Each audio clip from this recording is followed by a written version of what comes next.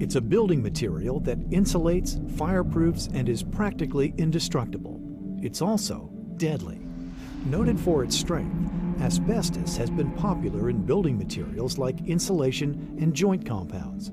It was also used in brake pads, clutches, and in and around boilers and pumps. Hundreds of different products were made with asbestos, but it's toxic for those who work with or around these products. Even though it's a natural mineral, exposure to asbestos can lead to a rare and deadly cancer called mesothelioma. As an aeronautical engineer for the Air Force in the 1950s and 1960s, Paul Sizz was exposed to asbestos. There were areas that I worked in that involved products that had asbestos in them. But again, in the 50s and 60s, it was not even a concern of mine. I really didn't pay much attention to the fact that they were asbestos-containing materials. That was a question we didn't ask. We thought it was a safe material. It wasn't until decades later that Paul was diagnosed with mesothelioma. Experts call this delay in symptoms the latency period, and for mesothelioma, it's usually between 15 and 40 years. Mesothelioma is a malignant tumor of the outside lining of the lungs and the inside lining of the chest walls. It also can occur in the abdomen, around the bowel, or in the peritoneum, which is the inside lining of the abdominal wall. Principal cause is asbestos, the inhalation of asbestos fibers or the swallowing of asbestos fibers. These fibers then get transported out to the surface of the lung or out to the surface of the bowel, and over time, over many years usually, they can occasionally, rarely, result in this malignant tumor, mesothelioma. In the early 1900s, manufacturers of asbestos products began expressing concerns about asbestos exposure. Despite these concerns, workers and the public in general were never properly warned of the true risks of asbestos exposure. Many people are just now being diagnosed with asbestos disease. We're still seeing a pretty steady stream of people with mesothelioma, unfortunately. We had hoped it was going to go away, but we're still seeing more of it than we'd like. And most of the time their exposures occurred many years ago, 30, 40 years ago. Often, people who are diagnosed with mesothelioma never even knew they had come in contact with asbestos.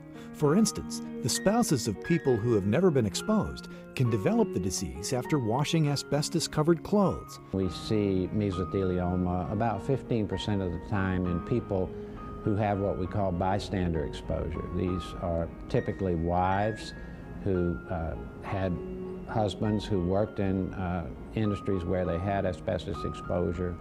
The wives would shake out the work clothes and launder them, and unfortunately a few of them have gotten mesothelioma. Sometimes parents who have worked with asbestos products carry that asbestos home to their children, and those children develop mesothelioma.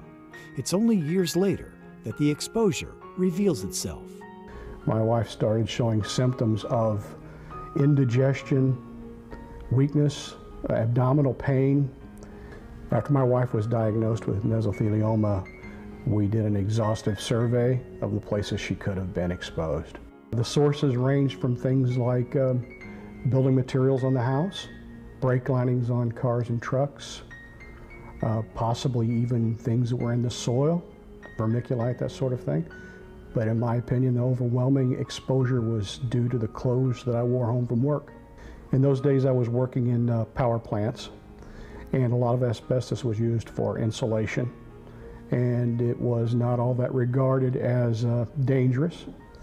And in my jobs, I came home with enough asbestos on my clothes that if you shake my clothes, they'd make a cloud. And she did my laundry, and I'm relatively sure that was her strongest exposure. The course of feeling ill to getting the right diagnosis until she died was about 9 months. I was very fatigued. I felt like my arms and legs weighed 1,000 pounds. And it was just an effort to walk. But I kept on going to work because I thought, well, I'm just getting old. But that wasn't it at all. I was diagnosed with mesothelioma in I believe it was June or July of 2007. Someone asked me, "What did your father do?" And my father was a master mechanic for Chrysler. And he always was around cars and the brakes and everything. And I was right there with my daddy. I was helping my mother with the laundry, and I guess I just was one of them that was susceptible to the mesothelioma. Yeah, it was a shock, because I thought, I have 8 siblings and they're all okay, but I'm only the second oldest. So that may come up later on down the line, I don't know. Most people were exposed to asbestos and never knew they were actually being exposed.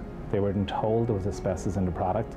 They were never informed there might be a danger associated with the product. So most people have an exposure for which, when they're first asked the question, they won't be able to identify the exposure, but in reality they've had a lot of exposure. The prognosis for mesothelioma patients depends largely on how early and aggressively it's treated. Treatments are costly and include surgery, radiation therapy, and chemotherapy. For Paul Sizz and thousands of others, the battle against mesothelioma continues. I feel very well. I think as long as I can keep up my activities and my health, I think I'll feel pretty good. And I think financially we're going to be okay. So there's really no reason for me to feel down and out. I feel very positive that I can't beat it, but I'm going to give it a hard time before it beats me. The O'Brien Law Firm fights for the victims of asbestos-related diseases. For 2 decades, the attorneys at the O'Brien Law Firm have successfully represented victims in Missouri, Illinois, and the Midwest. The mission of the O'Brien Law Firm is simple: to deliver quality legal representation to mesothelioma victims of asbestos disease. And we really achieve that by just relying on 2 core values: total commitment to each and every client, and making sure our clients get the respect and the dignity they deserve. The award-winning team at the O'Brien Law Firm knows how devastating a mesothelioma diagnosis can be for victims and their families. Between lost paychecks and mounting medical expenses, mesothelioma patients need help, and the companies responsible for asbestos exposure need to be held accountable. Companies have shirked their responsibilities in 2 ways. The first way is when they made and sold products that had asbestos in them. They were dangerous products, and they did nothing to take the danger out or warn people using those products that there was a danger in using those products. The second thing, when those people are fighting for just proper compensation today, the companies see, how can we use the bankruptcy code to not pay full compensation? Many companies have used a chapter of the bankruptcy code, Chapter 11, to put money aside to pay asbestos cases, but in reality only pay a small percentage of the true compensation they should be paying. My father was exposed to asbestos through his employer. He was basically a laborer, just a regular factory worker. He had told family members he was going in for some tests, and they had to perform surgery on him. And when we got to the hospital, the doctors was going over the surgery with the immediate family, and they told us that the lower part of his body was just completely filled with cancer. When my father passed away, there were quite a few expenditures that were out there: doctor bills, medical bills, nursing home. The O'Brien Law Firm have just been absolutely wonderful to myself, my mother, and my family in terms of support, emotionally, financially. I mean, they've just been spectacular. I mean, they've been wonderful. I'd recommend the O'Brien Law Firm for 2 reasons.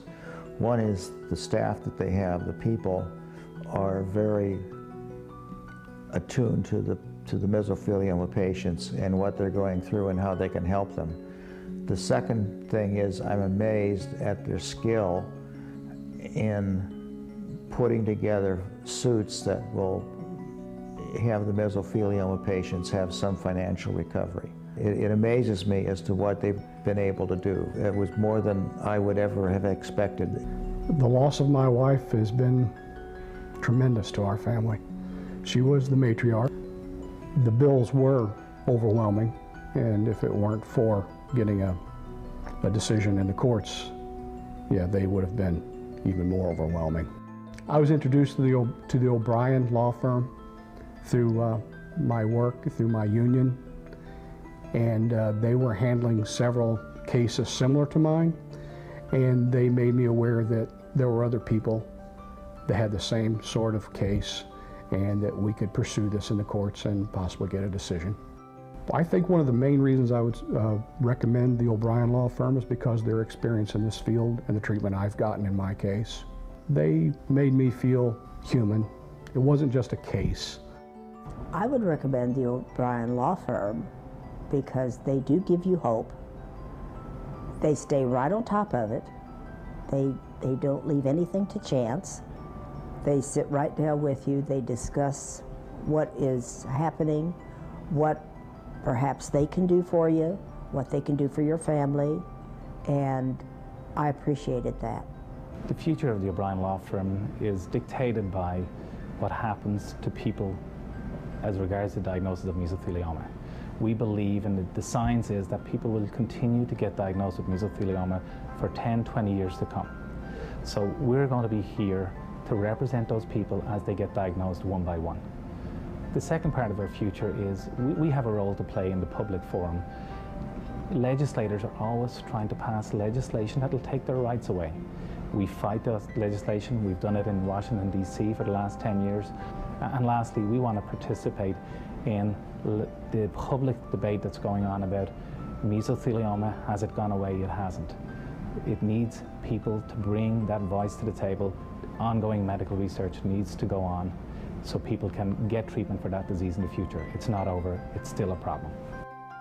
If you or someone you love may be the victim of asbestos exposure, contact the O'Brien Law Firm.